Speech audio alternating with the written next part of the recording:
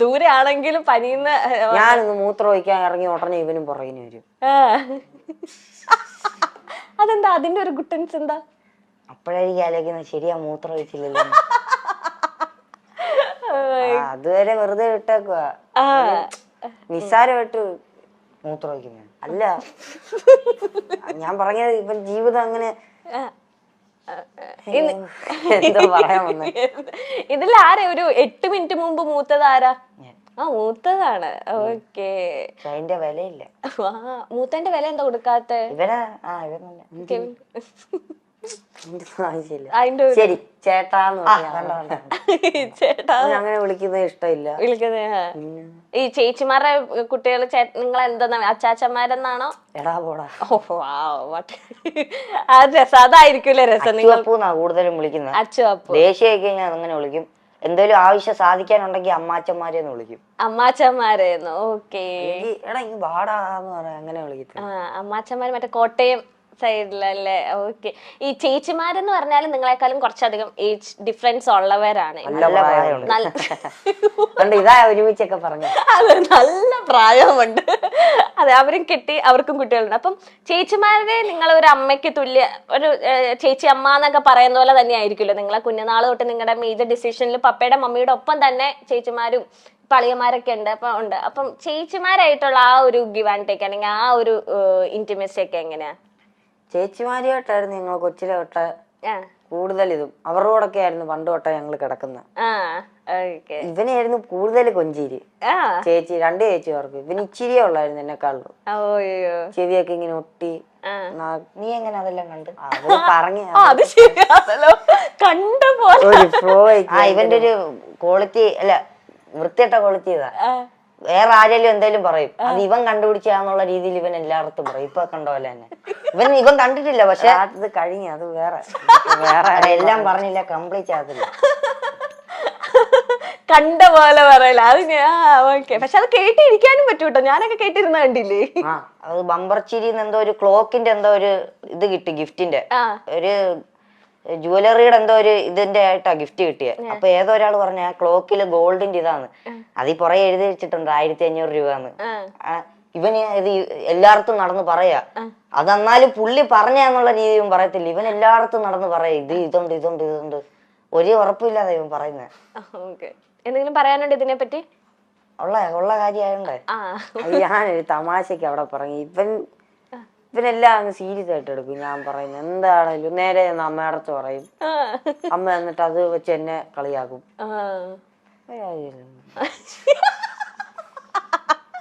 Okay. നമ്മൾ പറഞ്ഞു തരുന്നത് ചേച്ചിമാരെ ഏറ്റവും കൂടുതൽ കൊഞ്ചിച്ചോണ്ടിരുന്ന കെവിനെ ആയിരുന്നു. 2 ചേച്ചിമാരും.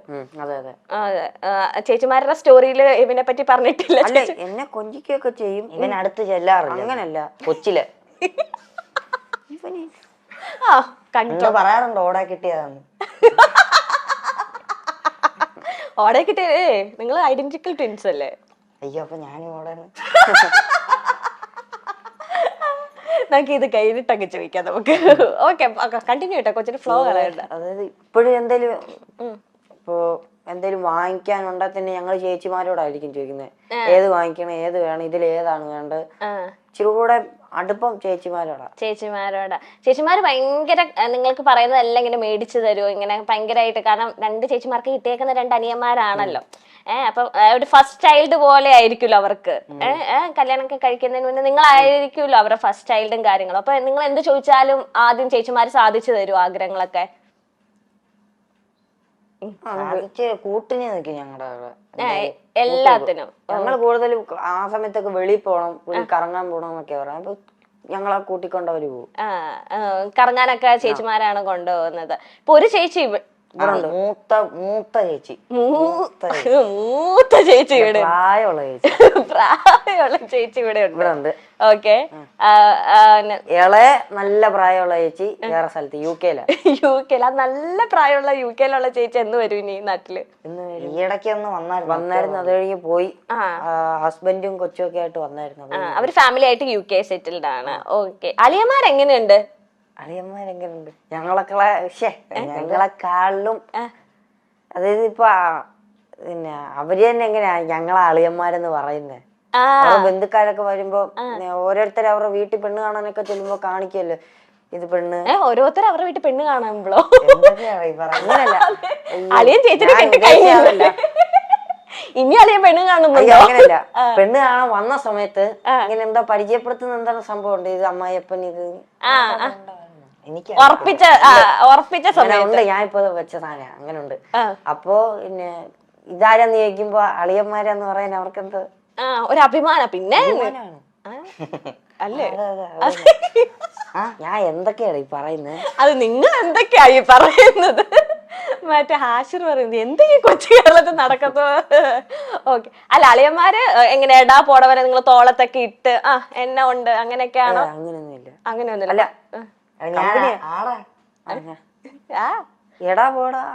ദാറ്റ് മീൻസ് അങ്ങനെ ജോലിയായിട്ട് റെസ്പെക്റ്റും ഉണ്ട് എന്നാ എല്ലാം പറയാൻ പറ്റുന്ന ചേച്ചിമാരെ പോലെ തന്നെ എല്ലാം പറയുന്നുണ്ട്. ഈ ചേച്ചിയും പപ്പയും അമ്മയും ഒന്നും അറിയാതെ നിങ്ങൾ രണ്ടുപേരും അളിയന്മാരും നടത്തിയ എന്തെങ്കിലും കുസൃതികളുണ്ടോ?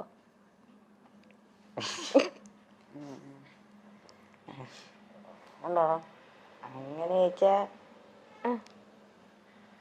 അങ്ങനെ ഇല്ല. അങ്ങനെ കാര്യം ഇത്ര നേരം ഇരുന്നപ്പോ ഓർത്ത് എന്തെങ്കിലും ഞാനും പ്രതീക്ഷിച്ച എന്തെങ്കിലും ചേച്ചിമാരെ അങ്ങനെ നിങ്ങൾ അളിയൻ ഗ്യാങ്സ് അങ്ങനെ ഒന്നും ഒപ്പിച്ചിട്ടൊന്നുമില്ല. ഈ സീക്രട്ടുകളൊക്കെ ഈ മനസ്സിൽ ഇരിക്കാത്തത് ആർക്കാ നിങ്ങളെ രണ്ടുപേരുടെ ഇടയില്? വെളിയിൽ പറയുന്നത് ആരാ? അത് ഇവൻ എന്തേലും എന്തേലും ഒരു സംഭവം നടന്നു കഴിഞ്ഞ് ഇവന്റെ ഇടയില് എനിക്കറിയത്തില്ല, ഇവൻ എന്തെങ്കിലും സംഭവിച്ചു കഴിഞ്ഞാൽ ആരോടെങ്കിലും പറയണം. അത് അയാൾ കേട്ടില്ലേ പോലും അവന് പറഞ്ഞു തീർക്കണം. ഞാൻ പറയും ഇടയ്ക്ക് ഭിത്തി നോക്കി വല്ലതും പറയും, ഞാൻ ശ്രദ്ധിക്കത്തില്ല, എന്നാലും അവനത് പറഞ്ഞോണ്ടേ ഇരിക്കണം, ഒരു സമാധാനം കിട്ടുക. ഓക്കെ. അതല്ല എന്തെങ്കിലും ഇപ്പം എവിൻ പറയാണ് എടാ ഇത് വീട്ടിൽ പറയല്ലോ നമുക്ക് അങ്ങനെയൊക്കെ പറഞ്ഞിട്ട് ഇങ്ങനെ അമ്മയോടോ പപ്പയോടോ ഒക്കെ പറഞ്ഞിട്ടുണ്ടോ? വീട്ടിൽ പറയാ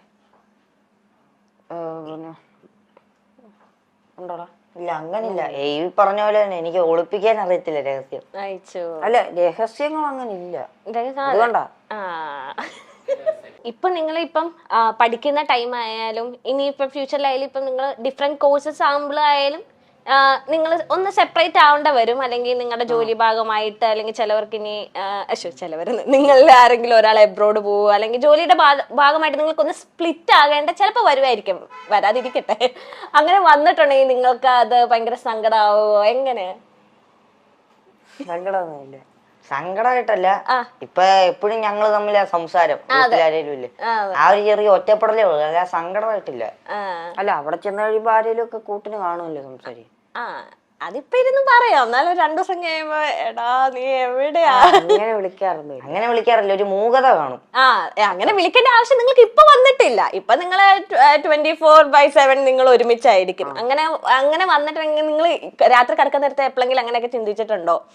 ഇനി നമ്മൾ കുറച്ചു നാൾ കഴിയുമ്പോ പഠിത്തത്തിന്റെ ആവശ്യമായിട്ടോ ജോലിയൊക്കെ ആവശ്യമായിട്ടോ? അങ്ങനെ ചിന്തിക്കുമ്പോ എന്തോ ഒരു എക്സൈറ്റ്മെന്റ് കാര്യം, ഇത്ര നാൾ ഒരുമിച്ചല്ലേ, ഇനിയും പോകുമ്പോ എങ്ങനെയായിരിക്കും അറിയാൻ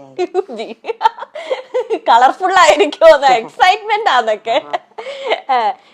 പിരിയാനല്ല, എങ്ങനെ ഇരിക്കും? ഇമോഷൻസ് ഒക്കെ ഏറ്റവും കൂടുതൽ ആർക്കാ? കരയുന്ന മാത്രല്ല, അല്ല കരയുന്നല്ല ഉദ്ദേശിക്കുന്നത്. എല്ലാ കൂടുതൽ ദേഷ്യമാണെങ്കിൽ ദേഷ്യം കൂടുതൽ ഇവന്, വിഷമാണ് വിഷമം കൂടുതൽ ഇവന്, വാശിയോ? എല്ലാ ഇമോഷൻസും നിങ്ങൾ എവിനാണ് ഏറ്റവും കൂടുതൽ അല്ലേ?